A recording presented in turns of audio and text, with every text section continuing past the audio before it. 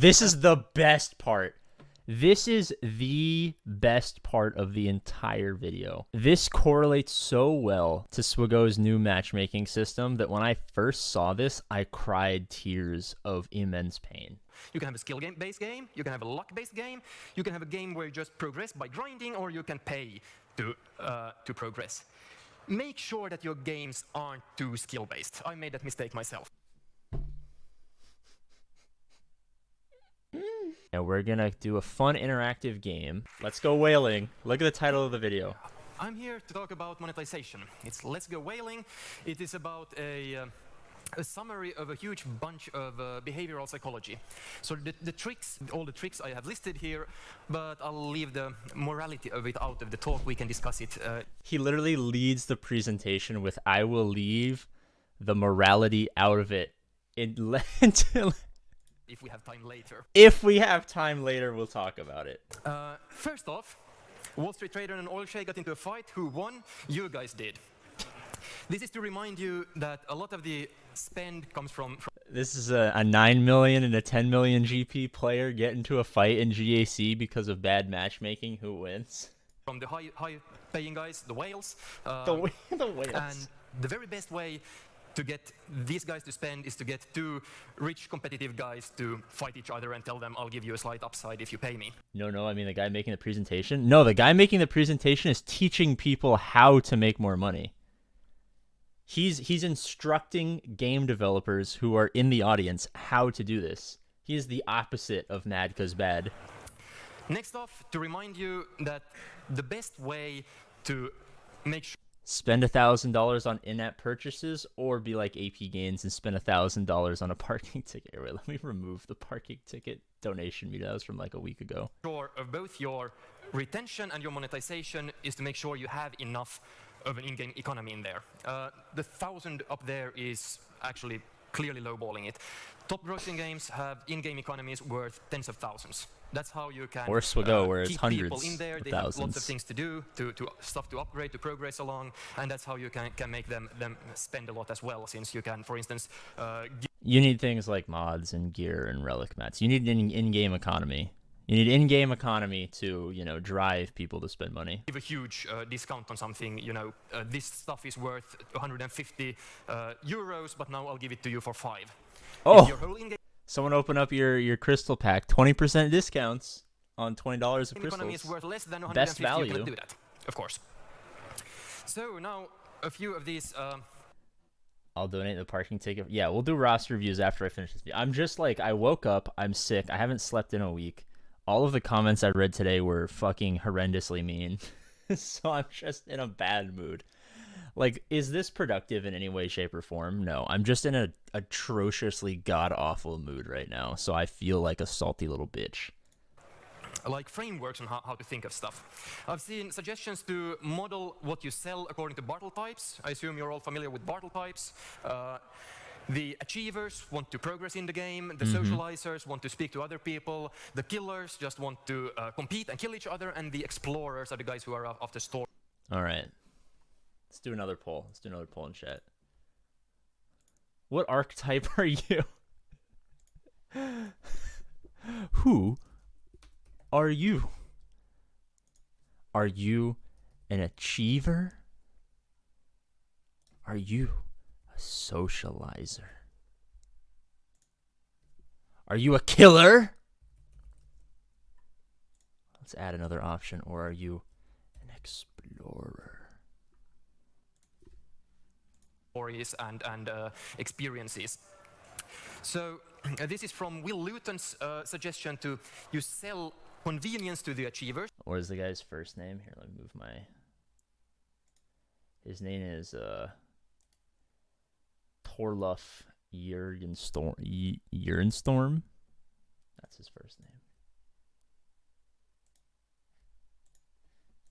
Which really means faster progress. Customization to socializers. Hats and stuff. Oh wait, here we go. We gotta see what you sell each group. And experiences. So this is from Will Luton's suggestion to you sell convenience to the achievers, which really means. Okay, all of achievers. I hope you're out there buying convenience. Very important. Faster progress, customization to socializers. Are you buying skins? Are you buying hats? Competitive advantage, that is pay to win for the killers. Oh, are you buying pay to win? Now, the reason I highlighted convenience up there or progress is that most of your sales will be here. Customization, hats and stuff, they're nice, but you'll have a single-digit percentage of your income coming from Unless that. You're Fortnite if you do somehow. both that and progress. Competitive advantage is good, but you can go overboard with it and have an unbalanced game. Which God is, forbid. If it's too clearly pay to win, people will stop playing. And I don't know if that's true. I don't know if that's true. I play a couple of games that are very pay to win. No one cares. It takes a lot of resources and time to do that. Selling content is very expensive. Hardly any team can keep up producing content in the... Hardly any team can keep up with making content. You guys are like, where are the raids? Where's the new TB? Where's the raids? Where's the Death Star raid? Where's Mandalorian or Scarif territory battles? I need the content. Damn it, I need the content. Where's the content? At the pace needed. You can't do it. It's impossible. They can't keep up at the pace. You guys are too demanding. So shut the fuck up. This one I like a bit better. Hook Habit Hobby. This is a model from Dimitri. Oh, this shit's crazy, dude. Flare Games. It's a model for how people progress in a game. The hook is what gets you into the game to try out a free-to-play game. Then. All right, let's do some thinking. What's our hook? Everyone asking for content is a casual explorer. What are raids? Give me stuff. All right, so let's do some thinking. What's the hook? What's the icebreaker? The IP? The hook is the Star Wars IP. Okay. All right. And you build it into a habit that you play multiple sessions every day, and then at the end it's the hobby phase where. All right. What's the habit? The hook is the IP.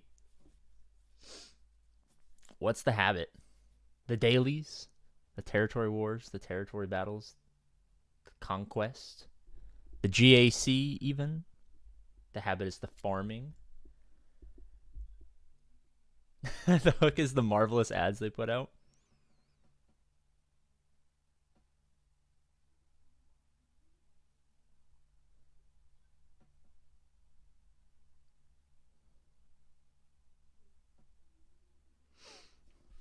Hard notes. Daily 600, TW, TB, and GAC. All right. Where people see it as one of their main hobbies, and they put lots of time and resources into it. Now, if we look at this from a monetization perspective, the hook is where you put up an icebreaker. You want to give a really, really good deal, something that's a no-brainer. You would be crazy to turn it down as a player. The hook is an icebreaker. It's a really, really, really good deal. Something that you would be foolish to turn down. Can someone in chat help me with that one? What does that sound like? Oh, the hyperdrive? No, it couldn't be the hyperdrive. The entire game. Oh, how we doing today, AP? I'm fucking depressed, dude. No such thing. There's no such thing. You're absolutely right. The reason to give a really good deal up front is by making people spend up front, they are also emotionally committing to your game. Their retention will go up. And the first spend is, it breaks the ice. Then they think of themselves as spenders in the game. It's okay for me to spend in the game. Lots of people are otherwise have this wall up. I will never pay for a mobile game. So you need to break the wall first. The habit is like the main meat of the game. This is breaking the wall is something none of us have done to any women ever, let's be honest. Where you sell the faster progress, as we just discussed. And the hobby is for the guys who have already maxed out. They're the guys who have all of their Clash of Clans building at the max level. They are already there. So you can no longer sell progress to them. You have to sell consumables. This is where you're selling the faster healing times. All right, so the people who've already maxed out, you can't sell them progress, i.e. marquees, legendaries, galactic legends, because they've already maxed out. So what do you sell them? Take a guess. What do we sell the people who've maxed out? It's a little cherry on top. Just a little something, you know. Something you just, you know, maybe apply in the squad tab when you're going into a GAC or something. You know what I mean? It's not extra progress. It's just, it's, how do you, It's just extra data. A little bit of data here and there, you know what I mean? or faster build times of armies. This is also where you get basically unlimited upper spend. There's no limit to how much you can spend in, for instance, Clash of Clans. So let's go down into some of these more... This is what got me, dude. I always thought that gotcha meant got ya. Like, ha, gotcha, bitch. You know what I mean? Like, oh, here's something, and then, whoa, we gotcha. Listen to this shit. Gotchas. Who hasn't heard of gotchas? Excellent.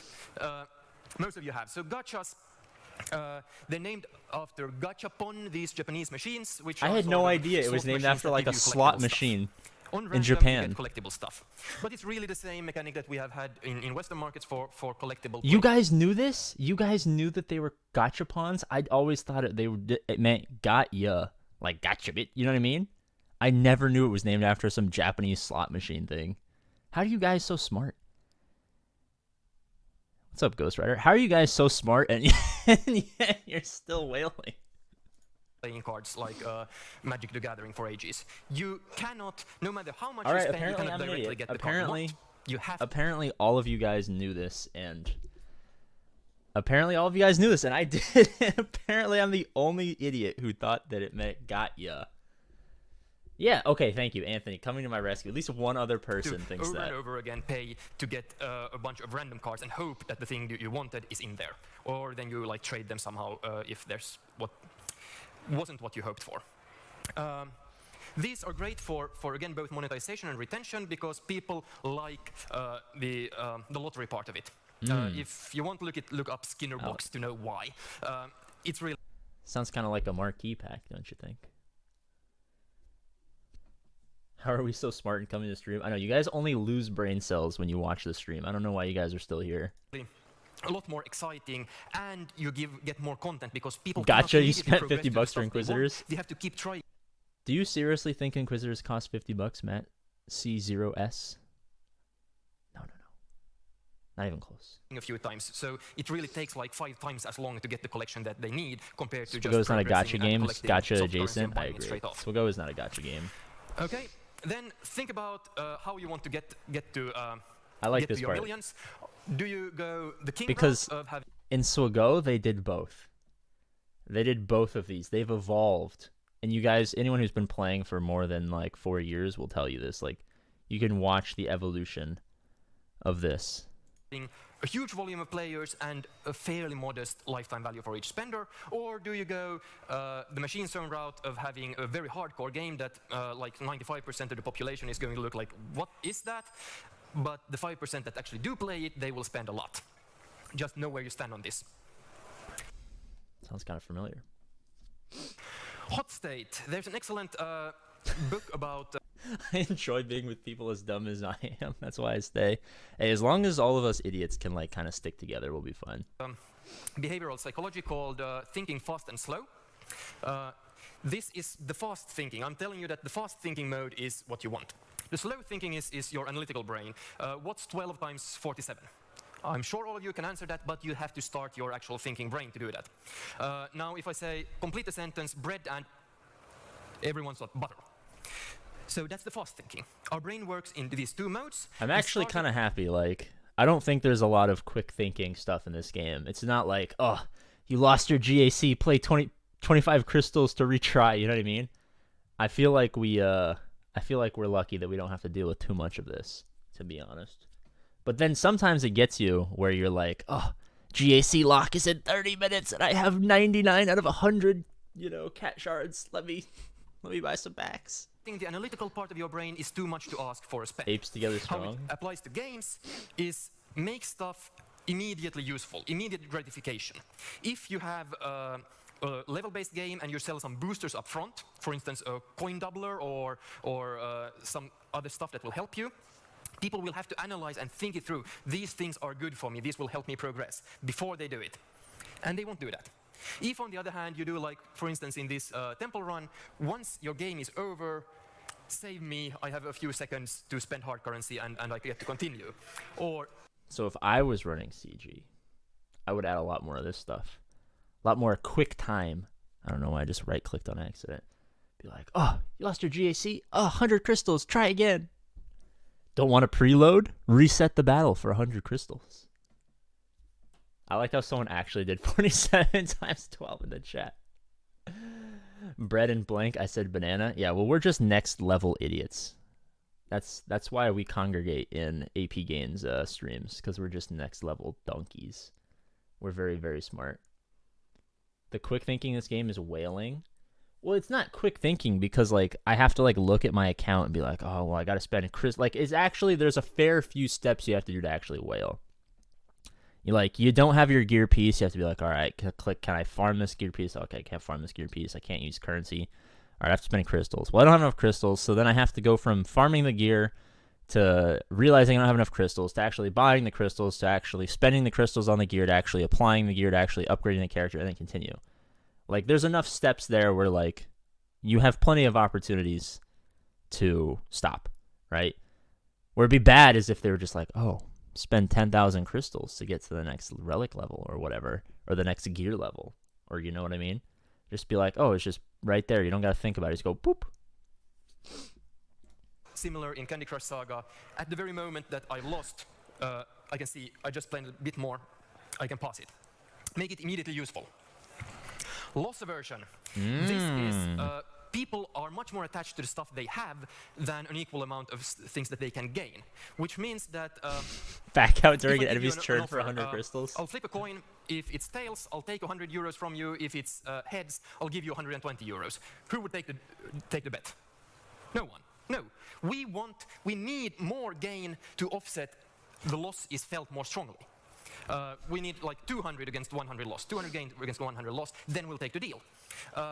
In games, you can apply this by giving people stuff that feels is in their pocket, and then threaten to take it away unless they pay up. This is you put something in players' pockets, and then over time you can threaten to take it away. Wouldn't it be really funny if games did that? I think that would be pretty smart.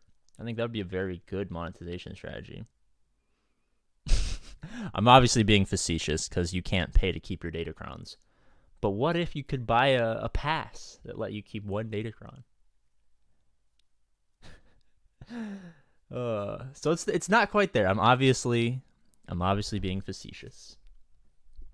But imagine the money that they could make. Lots of level-based games do Seasonal this. power. There are collectibles in things like Puzzle and Dragons. You collect along the way. If you didn't finish the level, they'll take it from you. Now, pay to continue a bit. Office and scarcity plays into the loss aversion. If there are limited time offer up here, and boom. Oh, I don't know why I just accidentally scrolled down. Limited time offer. Limited time offer. Insurance for datacrons. You see the goblin going with his clocks, tick tock. I'll take it away from you. I'll take it away from you. They are scarce. They go away. This is a brilliant way to get more people to spend more. Subscription. Does anyone recognize the guy? He's the builder from Clash of Clans. The point of this is the builder has a very specific way of working. If you spend your hard currency on this guy, you will only get the benefit from him if you then keep coming back to the game very often. So it drives both. What kind of things do you buy that make you come back because you have to be there daily? Interesting. Very interesting. It's almost if you could buy, like, I don't know, it's like subscriptions. Subscriptions are like every period. There's like calendars involved. Maybe like kind of like a battle pass system. I feel like there's probably a good opportunity to make some money here.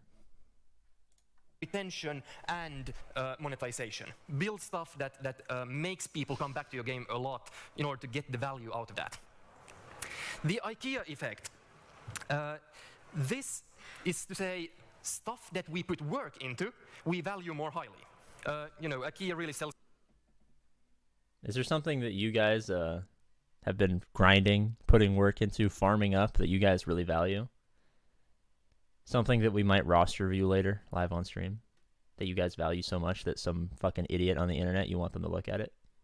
You cardboard stuff, it's shit. But you value it still somehow slightly higher because you actually built it yourselves. the model over here is from a psychology book called Hooked, How to Build Hooking Products. This is how we build habits. There's a trigger to remind us to do something, then we go do an action, we get the variable reward, just like a 336 speed margin, I'm proud of. Nice. And then, to really hook it down, we need to ask people to do something for us, do a little bit of work, because then they become emotionally attached to that. And then we set up the next trigger, either internal or external.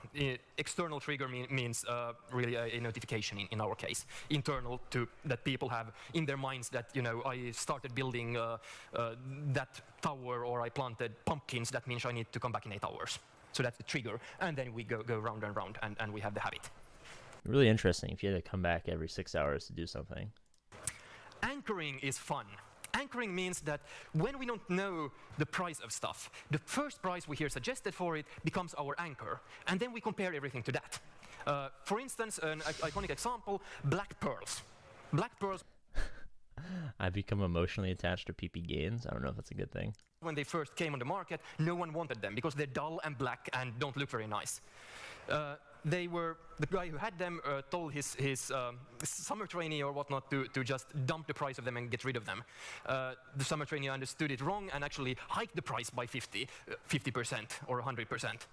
And then suddenly they became these objects of desire.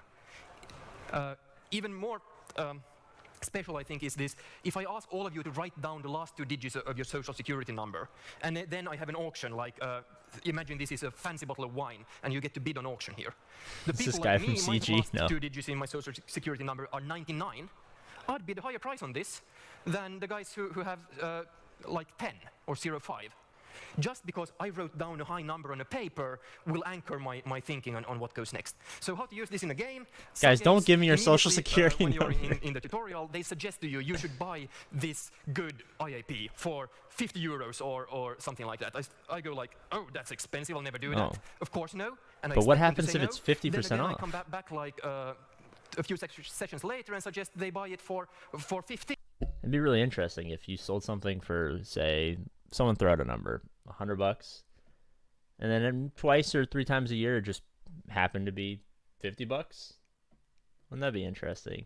Because it's valued at $100, so obviously if it's at $50, it'd be worth it. Or if you sold, you know, a certain amount of, let's just say crystals or something for $20, and then once or twice a year, you know, you could get 20% more.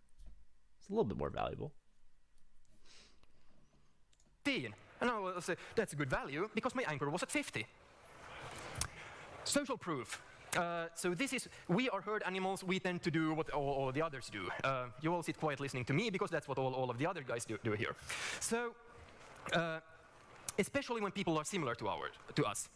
This means that you should have the socially accepted way of behaving in your game should be paying. You want to tell people, for instance, you want to tell people to whale. Spend IAP money, you want the whole clan to know. Because then it'd be really interesting if they had a system where, like, you achieved, say, I don't know, what's high-end progression? Let's just say our game has high-end progression, like, I don't know, relics or something. And then every time someone got a relic, there was a little message, like your guild sent out, like, oh, this person 7-starred this character, or they relic this character.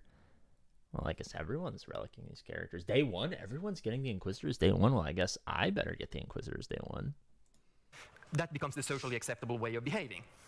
You absolutely do not want to tell them that the majority of people in your game never spend money. Never tell them. Poison. Never tell them that. Never tell them.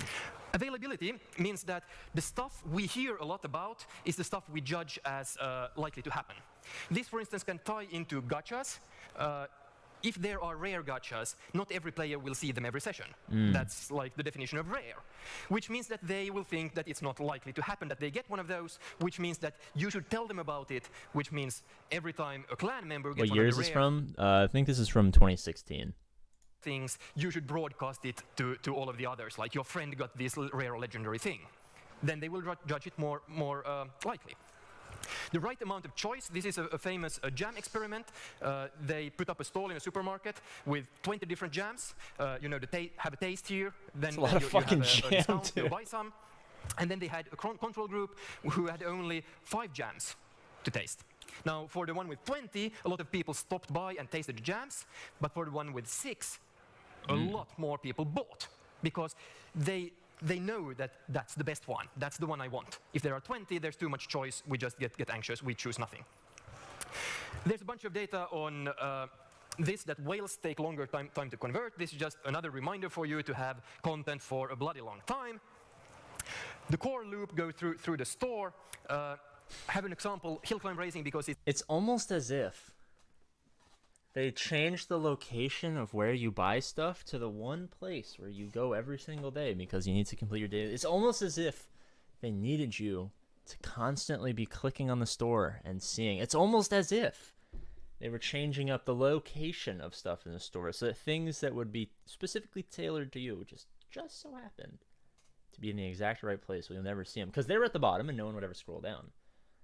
But now they're right at the top. Now you can't just click on the stuff at the top and get it over because it's part of your dailies. Now you actually have to scroll down. Very interesting how that works.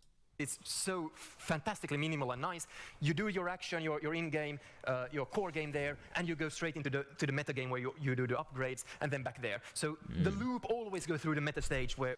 That being said, Hill Climber, whatever this thing was called, I fucking loved this game as a kid.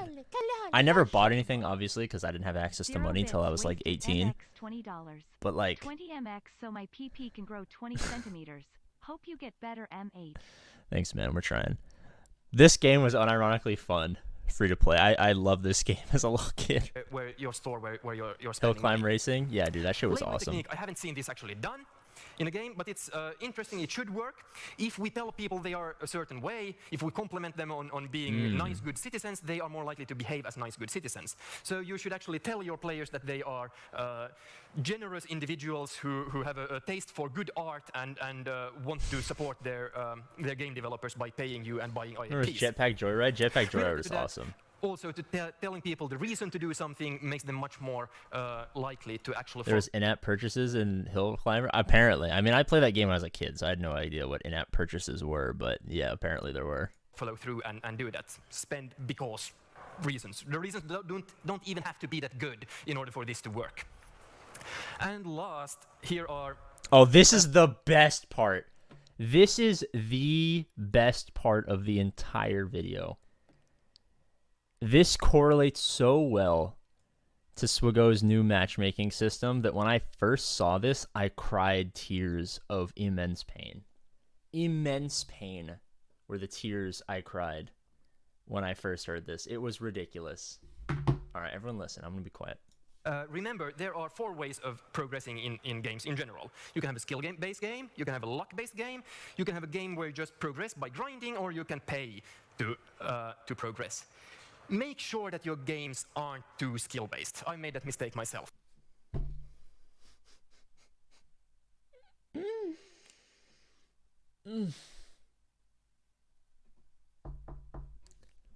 Let's get back. Make sure that your games aren't too skill-based. I made that mistake. It's almost as if there was a skill rating, like you were stuck with people your same skill level or your same GP.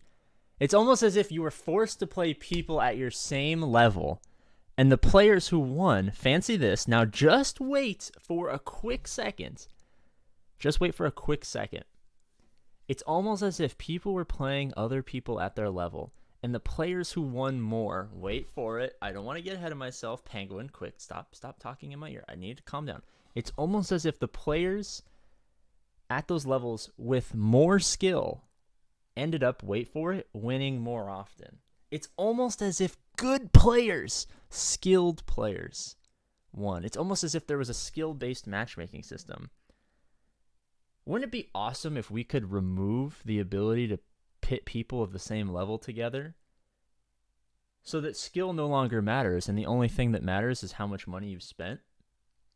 Wouldn't it be awesome if we called it skill-based matchmaking so that people who spend money are reinforced saying, oh, I'm a good boy. I have good skill because I spend lots of money. Myself. A too skill-based game, you don't get people to pay you because there's no reason to. So make sure grinding and paying are legitimate versions of progressing in the game. sure that grinding and paying are legitimate ways to progress in the game.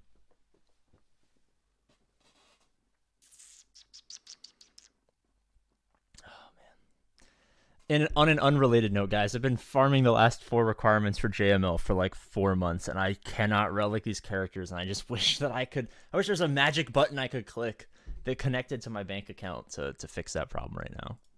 Thank you. That's it. A few questions. Obviously, since this was televised, no one wanted to ask a question because the second their face shows up on screen, they're done. Any questions at all? No? Okay, well, thank you very much. Thanks. I'll give one more in case you didn't have questions. Reciprocity is a very, very strong mechanic. If I give something to you, if you give something to me, I feel obliged to give something to you. To trigger that, however, we need 3 different criteria.